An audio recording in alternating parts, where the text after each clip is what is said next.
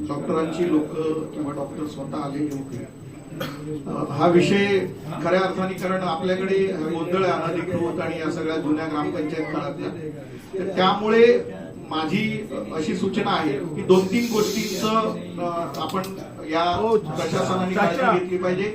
एक तर fire exit हा जो विषय आहे, कारण जे विजय वल्लभ मध्ये झालं त्याच पद्धतीने, कारण काही वेळेला मी त्या डॉक्टरांना पण मागच्या वेळेला आले त्यावेळेला त्यांना सुद्धा मी हे सांगितलं की आपण सुद्धा केवळ 2 खाटा जास्त लागतील म्हणून समोरची जागा, बाजूची जागा, सगळीच्या जागली जागा कव्हर करतात आणि त्याच्यामुळे मग फक्त एकच असं छोटीशी एंट्री, बाहेर कुठे जायला नाही, उद्या अपघात झाला तर तुम्ही फासावर लटकाल, प्रशासन तर त्यांच्यावरती कारवाई होईल.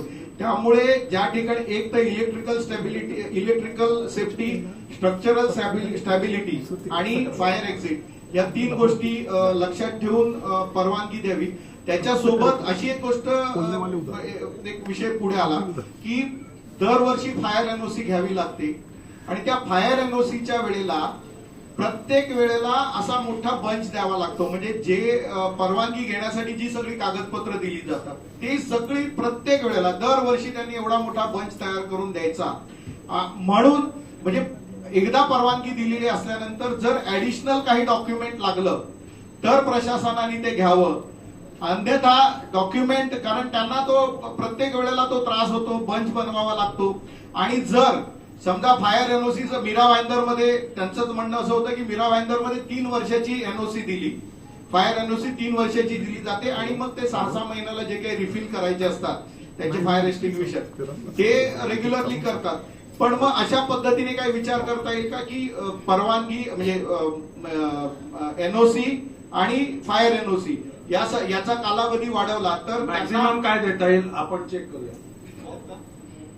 जर आपल्याला 1 मिनिट साहेबांना विचारून घेऊ, मॅक्झिमम फायरला आपल्याला किती देता येतो नियमानुसार, आणि पाहिजेशीर बाकीच्या वेळी त्यांनी रिन्यू करण्यासाठी काही गोष्टी असतील की त्याचा रिपोर्ट देणं, हे देणं का बाबा वर्किंग मध्ये आहे, कंडिशन चांगली आहे, ते ठीक आहे. महापौर साहेबांच्या परवानगीने बोलतो. आपण जर हा विषय मांडला हा माझ्या मनात पण गेले 4 महिने खूप चालला होता. विषय असा आहे की आपण एनओसी किती वर्षाकरिता द्यायची. एनओसी आपण आपल्याला 1 टाइम कम्प्लायन्स मध्ये पण कन्वर्ट करू शकतो. त्यांनी फॉर्म बी दर 6 महिन्यानंतर द्यायची असते, एक म्हणजे in the month of Jan आणि in the month of July first week. परंतु असं झालेलं आहे की ते नॉर्म्स पाळतात की नाही पाळत त्याची आपण सरप्राईज इन्स्पेक्शन घेऊ शकतो.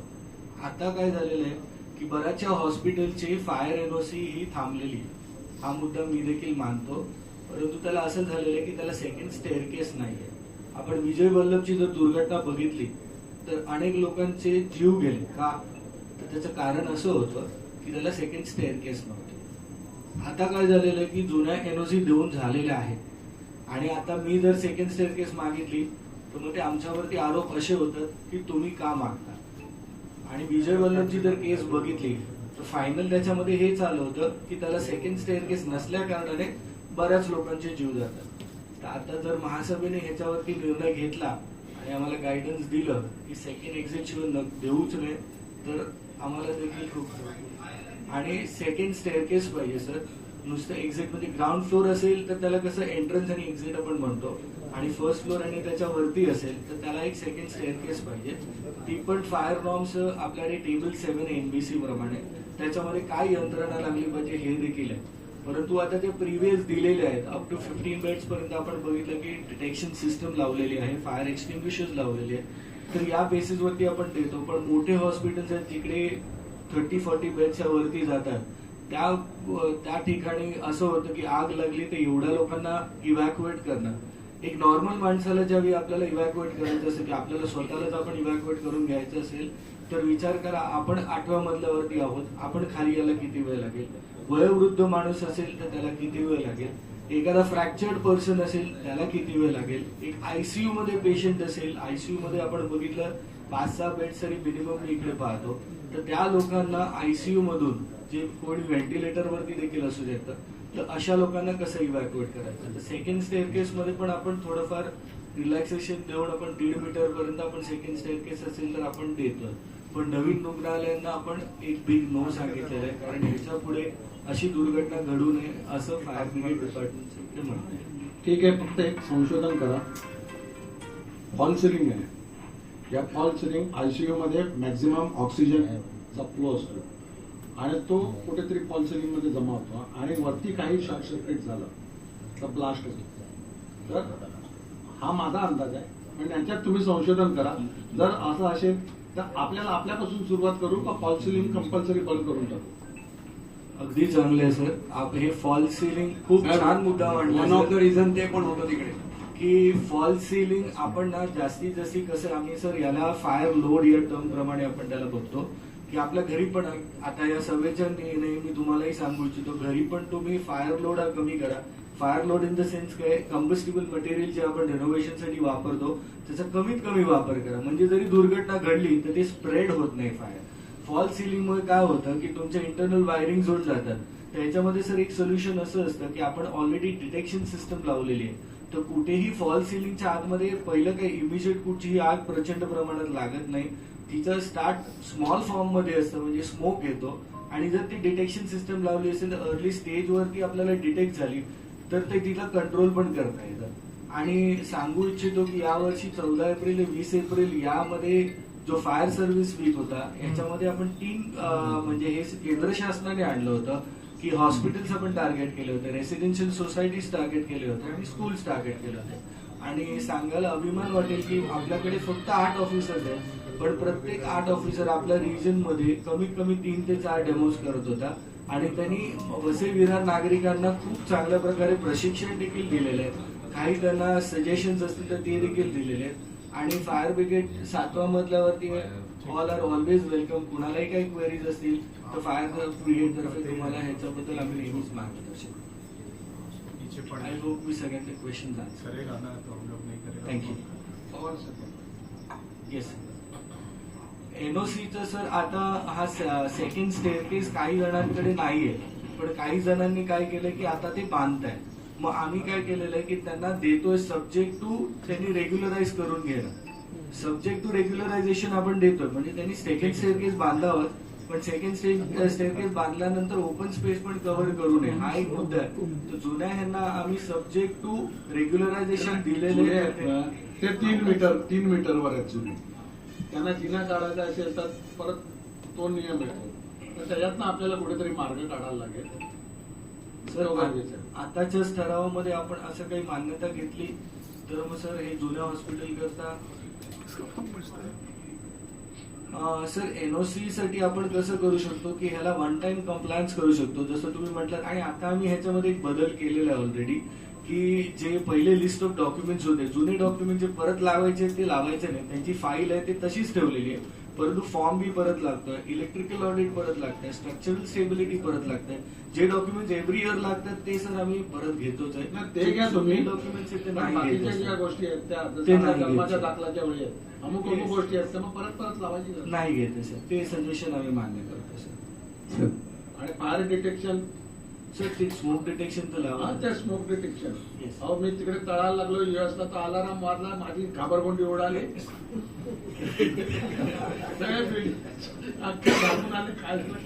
सर तुम्ही फायर डिपार्टमेंट लगेच तुमच्या घरी येतं लगेच. युएसला Yes. धन्यवाद. बोला सर. सन्मान्य महापौर साहेब, पॉवर साहेब बोला सर. आता आपल्या अधिकाऱ्यांनी सांगितलं, आपणही सांगितलं, हॉस्पिटलच्या बाबतीमध्ये बोललो तर सहानुभूतीचा विचार केला जातो. आपले काही सदस्य बोलले डॉक्टर लोकांशी वैयक्तिक संबंध असतात, वेळोवेळी आपलेही संबंध त्यांच्याशी येतात. परंतु या गेल्या 30 वर्षामध्ये हा रेसिडेन्शियल एरियामध्ये जिथे त्यांना साहेबांनाही माहित आहे, आमच्या नवघर माणिकपूरचा जर विचार जर नुसता तेवढाच केला तर नालासोपारा, विरार, नायगाव हा अधिक भाग होऊ शकतो. पण 70% हॉस्पिटल हे रहदारी म्हणजे जिथे सोसायटी आहे त्या सोसायट्यामध्ये राहतात. एक्झिटचा विचार केला तर 2.5 ते 3 फुटाचा फक्त त्यांच्या स्टेअरकेस मधून दुसऱ्या तिसऱ्या माळापर्यंत पेशंट नेले जातात. ही परिस्थिती आहे. आपण ज्या टायमाला तिथे पेशंट नेतो ना तर पेशंट वरती जाऊ शकत नाही, तर अपघात झाल्यावर तिथून लोक कशी वाचणार, म्हणून सोसायटीची पण माणसं वरती राहतात. बरोबर आहे, म्हणून आता नवीन नियमाप्रमाणे त्यांना करायला लागतं. जी जुनी होती, जुनी हॉस्पिटल होती, ते शेवटी आपल्याकडे कमर्शियल बिल्डिंग नव्हत्या, रेसिडेन्शियल होत्या. ग्रामपंचायत काळापासून. हा, मग त्याच्यामध्ये त्या झालेल्या आहेत म्हणून त्या तशा आहेत. परंतु आता ज्यावेळी नवीन इमारती होतात किंवा नवीन हॉस्पिटल होतात, त्यांना हे नवीन नियम फॉलो करायला लागतात. हे जे जुने आहेत, रिन्यू करायला येतात त्यांच्यासाठी आहेत. पण आता नवीन जर घ्यायला आला त्यांच्याकडे तर त्याला हे नियम नाही लागू होणार. बरोबर आहे. त्याला नवीन नियमाप्रमाणेच मिळेल. हे फक्त जुन्यांसाठी नियम आहे आणि नवीनसाठी वेगळे नियम आहेत. तुम्ही सांगतात जसं अमुक मीटरची स्टेअर केस पाहिजे, 2 स्टेअर केस पाहिजे, बरोबर फायर लागली तर त्यांना बाहेर पडण्यासाठी जागा पाहिजे, हे सगळे नवीन याच्यात येतात. जुने आहेत ते जुने आहेत. 150-250 केवीचे त्यांचे जनरेटर असतात, त्यांना परवानग्या भेटतात, सोसायट्या डिस्टर्ब होतात. अहो, बरोबर आहे, परंतु या जुन्या ज्या आहेत ना त्यांच्यामध्ये नवीन मध्ये आता तो प्रश्न येत नाही. मग जुन्यांना काय बंधन काय, म्हणजे जुना आहे ते असंच चालू ठेवायचं आपण. सर कसं आहे मला शेवटी तुमच्या सोसायटीवर आहे. सोसायटीने एनओसी नाही दिली तर त्यांना लावता नाही येणार. सोसायटीवर आहे, सोसायटीने एनओसी नाही दिली तर नाही लावता येणार. सर आपल्या परवानगीने बोल. सर UDCPR मध्ये क्लॉज असा आहे Yes. की रेसिडेन्शियल प्रिमाइसेस मध्ये तुम्ही 20 खाटापर्यंत हॉस्पिटल तुम्ही टाकू शकता. Yes. परंतु त्याच्यामध्ये तो क्लॉज जरी असला तरी सेकंड स्टेअरकेसचा हा क्लॉज कुठेही त्याच्यामध्ये आम्ही कमी करत नाही. Right. तर आपण रेसिडेन्शियल मध्ये करू शकतो. हा UDCPR मध्ये. मुंबईमध्ये गेला तर ते नॉर्म्स चेंज होतात. तिकडे DCPR 2034 फॉलो करतो. इथे UDCPR मध्ये आपण 20 बेड्स पर्यंत अलाव करतो. त्याच्यावर एकही बेड अलाव करत नाही. एक्झॅक्टली. पण माझे म्हणणं काय, 40-40 बेडचे असे आहेत जिथे ICUचे डिपार्टमेंट जुने आहेत. पण पवार साहेब जे जुने आहेत बरोबर आहे, म्हणून आणि समजा आता नवीन आला एखादा आपल्याला रेसिडेन्शियल बिल्डिंग मध्ये तर त्याला परमिशन मिळणार नाही. ओके. आणि सोसायटीचा त्रास होत असेल तर सोसायटीने परमिशनच नाही द्यायला पाहिजे. सोसायटी कुठेतरी परवानगी देते म्हणून तो करतो. एक मिनिट. सर माननीय अध्यक्ष महोदयांच्या परवानगीने बोलतोय. वसई विरार शहर महानगरपालिकेला अगदी अभ्यासू असे अग्निशमन दलाचे अधिकारी आहेत आपल्याकडे, त्याबद्दल खरंच त्यांचं अभिनंदन करतोय. आणि आपण सगळेच 115 नगरसेवकांच्या वतीनं जो त्यांनी फायर सप्ताह जो चालवला त्याबद्दल खरंच त्यांचं मनापासून अभिनंदन आणि आभार व्यक्त करतो.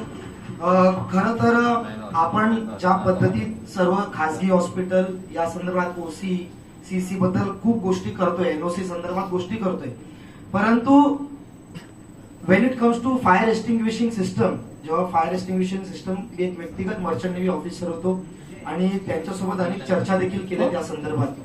खासगी हॉस्पिटल असतील त्याबद्दल NOC द्यायची नाही द्यायची त्याबद्दल आपण फार समर्थ आहात आणि उत्तम डिसिजन घ्या. परंतु आजच्या वास्तविक घडीला महानगरपालिकेचे आपले जे हॉस्पिटल्स आहेत, जास्त नाही एक 15 दिवसा अगोदर एक हॉस्पिटलला इन्स्पेक्शन व्यक्तिगत मी करायला गेलो होतो. सर आपल्याला सांगतो, पहिल्या मजल्यावरच्या लेफ्ट हँड साईडचा फायर एक्सटिंग्विशरचा जो हायड्रंट जो होज आहे, फायर होज, तो फायर होज एक्सेस करायला मी तिकडच्या सेक्युरिटीला बोलवलं, तो एक्सेस करू शकला नाही. दुसरी गोष्ट, तुम्हाला माहिती असेल की त्या फायर होजचा जो बॉक्स आहे त्याला ती की असते, मुळात ती की त्याला सापडली नाही. आणि सेकंडरी थिंग, तो फायर होजचा जो बॉक्स होता त्याची ग्लास देखील नव्हती. मी व्यक्तिगत आतमध्ये हात टाकून तो ओपन करायचा प्रयत्न करत होतो, परंतु even I could not access. म्हणून प्राथमिकता आमची अशी, म्हणजे आमच्या सगळ्या 115 नगरसेवकांच्या वतीनं विनंती अशी आहे की जे जसं आपल्याला माहिती असेल कॉर्पोरेटमध्ये आपण काय घेतो तर फायर अलार्म टेस्ट करून आपण मॉक टेस्ट वगैरे घेत असतो. अर्थात त्याची काही आपल्याकडे स्केल आहे का किंवा एक पिरियडिकल सिस्टम आहे का की या आपले जे महानगरपालिकेचे कर्मचारी आहेत त्यांना देखील अशा या मॉक ड्रिल मध्ये त्यांना बोलवून त्यांना प्रशिक्षण देणं. सेकंड थिंग, त्याच्यामध्ये हेही सापडलं की फायर एक्सटिंग्विशन सिस्टम जे आहे म्हणजे पोर्टेबल फायर एक्सटिंग्विशन, त्याची जी मंथली चेकअप्स असतील 6 मंथली, इयरली, 3 इयरली आणि 5 इयरली अशा पद्धतीचे इन्स्पेक्शन. मी प्रायव्हेट हॉस्पिटलचं बोलत नाही, आपण प्रायव्हेट नियम आपल्याला हॉस्पिटल पण लागू आहेत. हा हे सगळे नियम आपल्या पालिकेच्या सरकारी सगळ्यांना लागू आहेत. साहेब हे लागू आहेत, परंतु मी आता वास्तविक बोलतो. मी ज्या तुम्हाला जर अशी हॉस्पिटल कुठे त्रुटी वाटली तर तुम्ही ताबडतोब तसं पत्र, अशी तक्रार आयुक्तांकडे करायची, प्रशासनाला करायची. आपण त्याच्यात हात घालून काय प्रयोग करायला जायचं नाही. नाही सर, सेक्युरिटी सापडत नाही. आम्ही जर त्याच्यामध्ये सर्टिफिकेशन केलेलं आहे तर आम्ही त्यांना दाखवू शकतो. सर्टिफिकेशन केलं तर देशाला उपयोग झाला पाहिजे होता. 100% सोडून आपण ते इकडे आले. नाही एका सर, मुलाची कशाला? सीट वाया गेली करतोय ना. आणि माझं तर खासगी होतं सर, 100% वेळेला अभिमान आहे. वसई विरार, मला जहाजावरचा कॅप्टन बनण्यापेक्षा वसई विरार शहराच्या नागरिकाचा कॅप्टन होईल मी. मला अभिमान आहे त्या गोष्टीचा सर. विषय असा नाही, विषय एक सीट मोफत गेली ना कोणाची. असू द्या sir, but out of the jokes, जे नियम खासगी डॉक्टरांना आहेत ते महापालिकेच्या हॉस्पिटलला देखील लागू आहेत. सर नियम लागू आहेत, मी नियमाबद्दल काही बोलत ते नाही. त्याची पूर्तता केली पाहिजे. त्याची आणि कोणाच्या पूर्तता झाली पाहिजे. निदर्शनास काही गोष्टी आल्या तर प्रशासनाला आपण सांगायचं का बाबा या गोष्टी इकडे करायला पाहिजे. आपल्याकडे सगळ्यांचे नंबर आहेत, फायरवाल्यापासून सगळ्याचे, आपण त्यांना कल्पना द्यायची. माझी फक्त आपल्या या महासभेच्या माध्यमातून इतकीच आम्ही विनंती नोंद घेतली आहे. Yes, yes. आणि एनफोर्स डिपार्टमेंटला पण आम्ही लेटर लिहिलेले आहे. ह्या ज्या सिस्टम्स आहेत, जसं याला मंथली इन्स्पेक्शन चेक्स तुम्ही जे म्हटला, तर महाराष्ट्र फायर सर्व्हिसेसच्या वेबसाईटवरती आपल्याकडे लायसन्स वेंडर्स आहेत, म्हणजे ज्यांना अधिकार दिला की ते सिस्टम लावू शकतात आणि आपण त्यांना एएमसी देणार आहोत. आपण हेल्थ डिपार्टमेंटला सांगितलेलं आहे, त्या प्रकारे आम्ही त्यांना मदत करू हे टेंडर काढण्यासाठी. मॅडम पण इकडे आहेत, तर आपण हे टेंडर काढू. त्यांना इयरली आपण ज्या काही सिस्टम बंद असतील किंवा काही इश्यूज असतील त्या चालू करून घेऊ आणि आपले ऑफिसर्स पण त्यांना मदत करतील. हे टेंडर करून आपण एएमसी दिली की ते सिस्टम चालू. धन्यवाद सर. धन्यवाद. सर नमस्कार. बोला. महापौर सर, चांगला मुद्दा आलेला आहे. जसं आपण पाण्याच्या बाबतीमध्ये OCCC च्या बाबतीत निर्णय घेतला,